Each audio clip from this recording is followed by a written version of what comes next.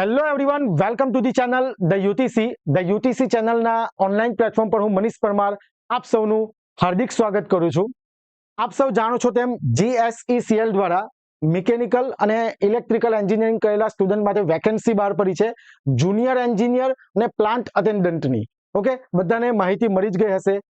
હવે જે વિદ્યાર્થીઓ આ એક્ઝામ પાસ કરવા માંગે છે અને તમારું નામ સિલેક્શન લિસ્ટમાં જોવા માંગે છે, તો એવા વિદ્યાર્થીઓ સ્પેશિયલી મિકેનિકલ એન્જિનિયરિંગ કરેલા સ્ટુડન્ટ માટે આપણે આપણી એપ્લિકેશન પર કોર્સ લોન્ચ કરી દીધો છે.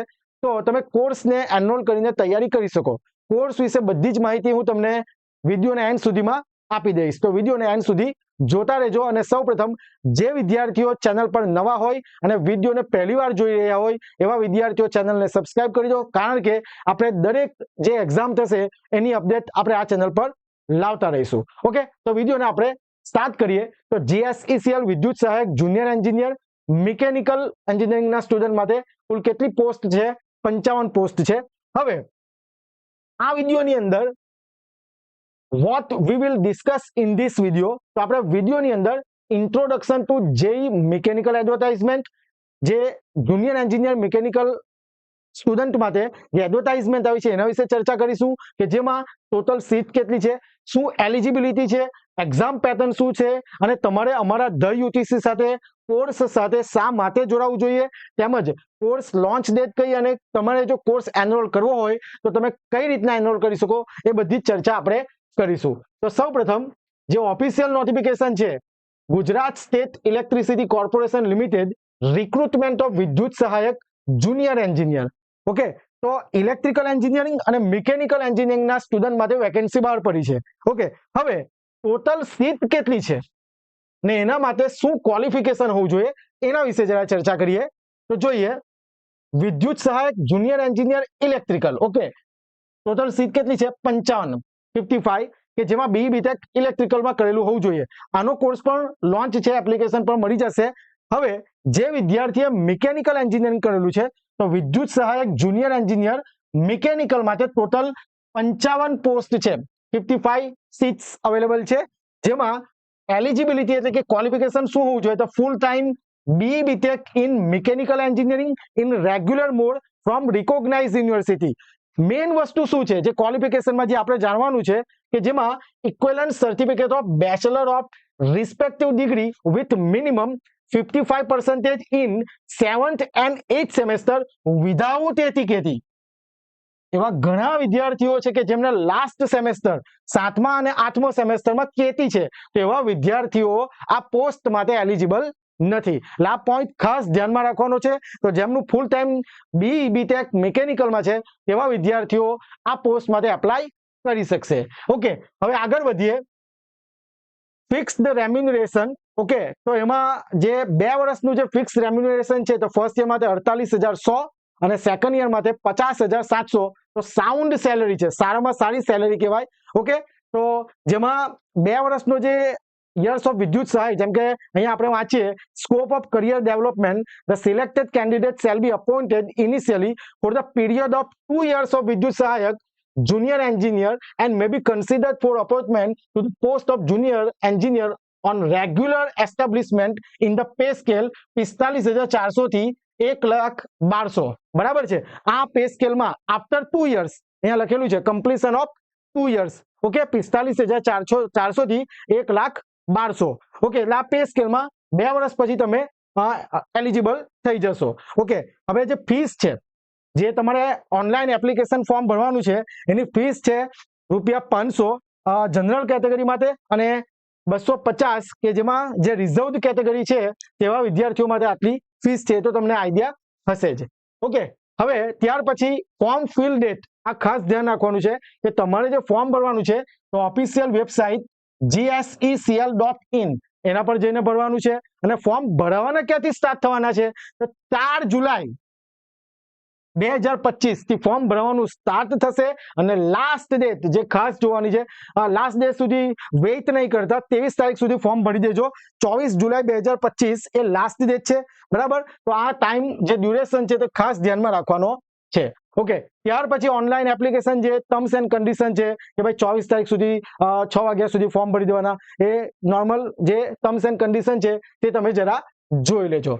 ઓકે, ત્યાર પછી સૌથી ઇમ્પોર્ટન્ટ વસ્તુ એક્ઝામ મેથોડોલોજી, કે જેમાં તમારી એક્ઝામ જે થશે તે કેવી થશે, એટલે કે કેવી પેટર્ન શું હશે, તો એના વિશે આપણે ચર્ચા કરી લઈએ. તો 2 પાર્ટમાં એક્ઝામ થશે, first tier exam and second tier exam. બરાબર, 2 પાર્ટમાં તમારી એક્ઝામ થવાની છે. ટિયર 1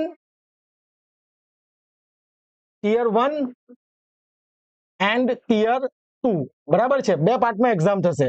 હવે જરા જોઈએ ફર્સ્ટ ટિયર એક્ઝામિનેશનમાં શું છે તે જોઈએ. ધ કોમ્પ્યુટર બેઝડ ટેસ્ટ, એટલે સીબીટી એક્ઝામ છે, should consist of 100 marks. કેટલા માર્ક્સની છે? 100 માર્ક્સની ટેસ્ટ થશે. બરાબર, કેટલા માર્ક્સની? 100 માર્ક્સની ટેસ્ટ થશે. Tier 1, and the candidate who score 50 or above marks in case of unreserved category and 45 and above for reserved category.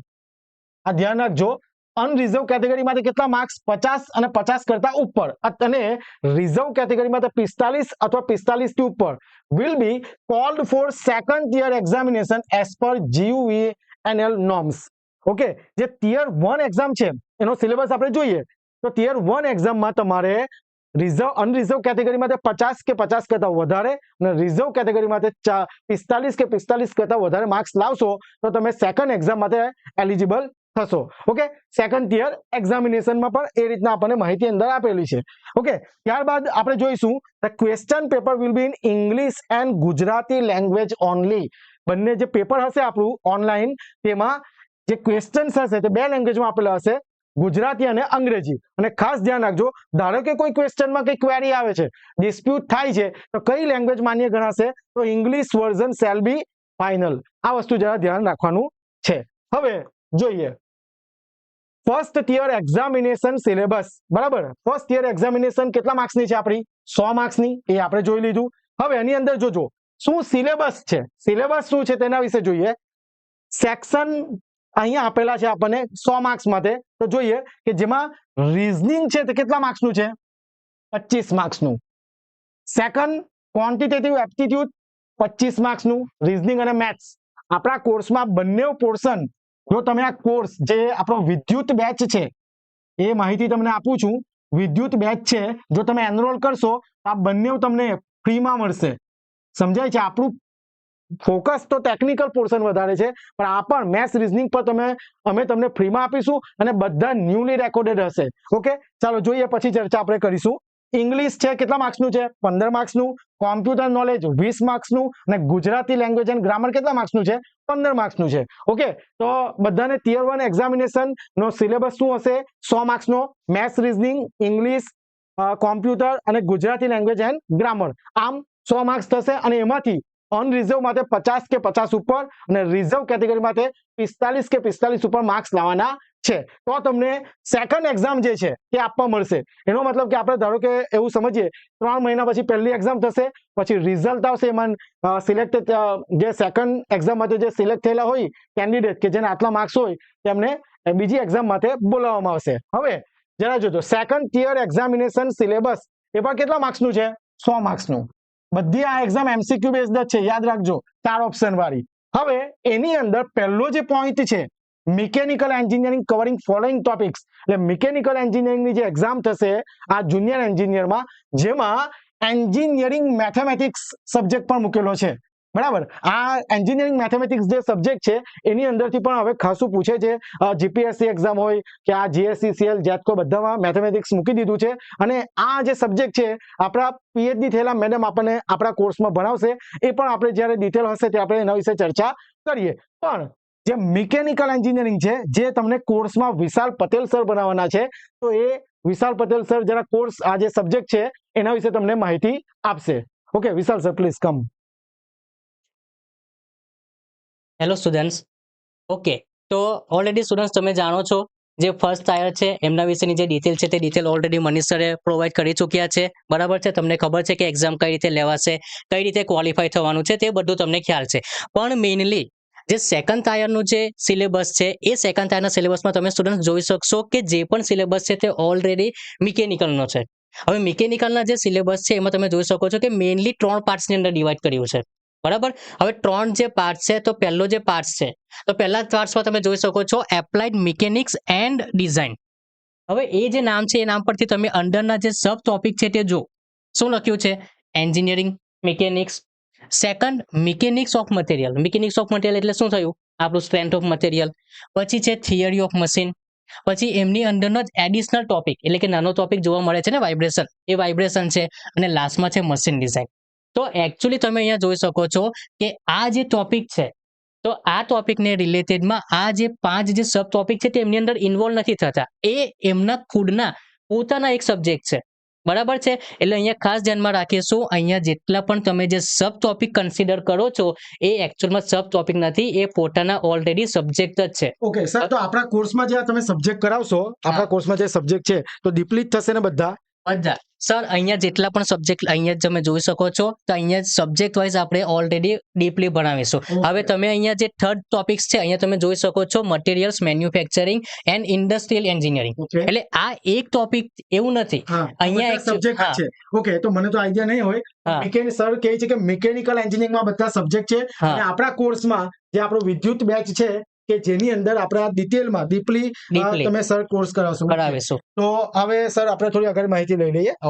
Okay, તો જોઈએ હવે આની અંદર જે આપણે મિકેનિકલ ના સબ્જેક્ટ આપણે જોઈ લીધા છે, ટિયર 2 નો છે, બરાબર. એ કોર્સમાં આપણે ડિસ્કસ કરીએ કે કેવી રીતના વધુ છે. પણ એ પહેલા why choose the UTC course, આ તમને જો માહિતી આપી, તો એની અંદર જે યુટીસી પર જે કોર્સ છે વિદ્યુત બેચ, તો એ શા માટે તમારે સિલેક્ટ કરવો જોઈએ, તો એની અંદર હું તમને કહીશ કે કોમ્પ્રિહેન્સિવ સ્ટડી મટીરિયલ અમે તમને શું પ્રોવાઈડ કરીશું.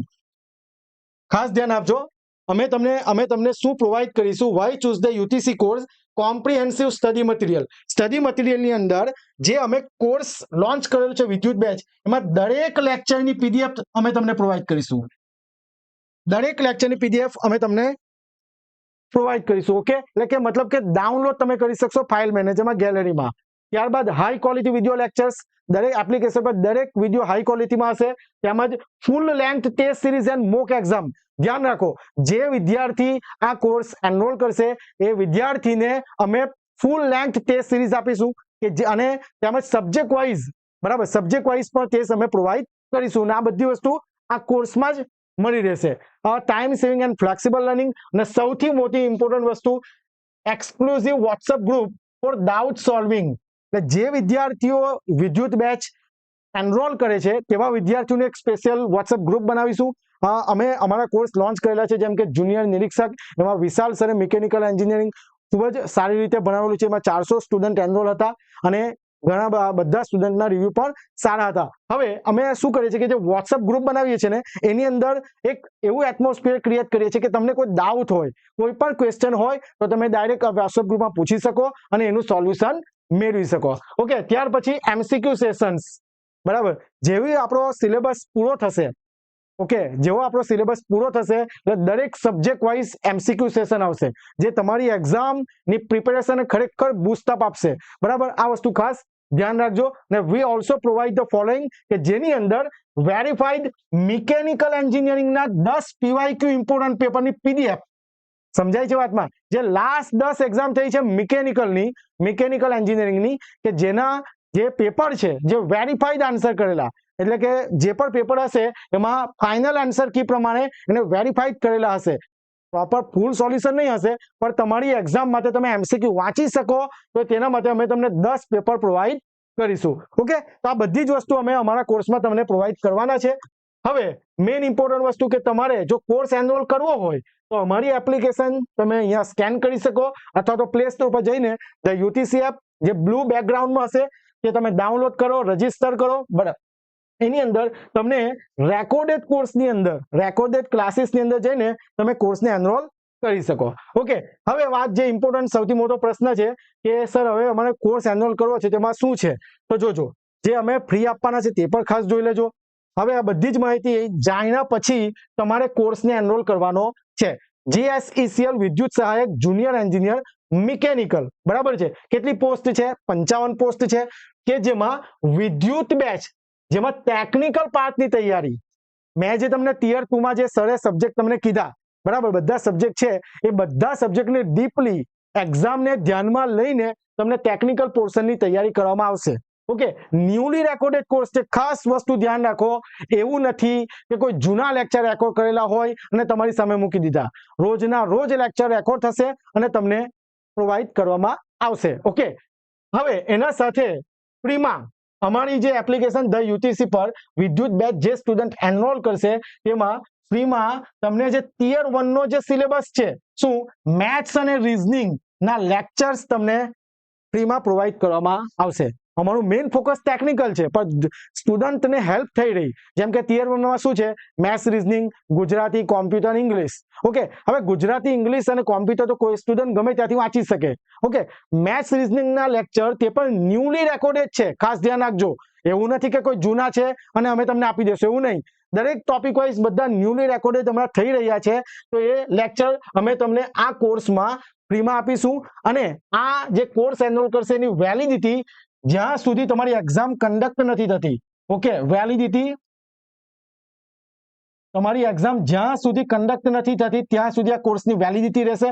+1 મંથ પણ એક્સ્ટ્રા તમને વેલિડિટી એનરોલ કરવા માટે, એક્સેસ કરવા માટે આપીશું. ઓકે, અને લેક્ચરના વિશાલ સરના જે લેક્ચર છે તેના ડેમો લેક્ચર અમે એપ્લિકેશન પર મૂકીશું. ડેમો લેક્ચર જુઓ.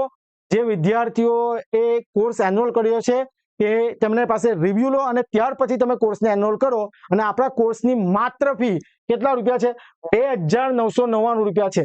યાદ રાખો, 2999 હું તમને ટ્રસ્ટ આપું એ પ્રકારનો કન્ટેન્ટ અમે તમને પ્રોવાઈડ કરીશું કે જેથી તમે તમારી એક્ઝામમાં જે છે તમે પ્રિપેરેશન ખૂબ જ સારી રીતે કરી શકો.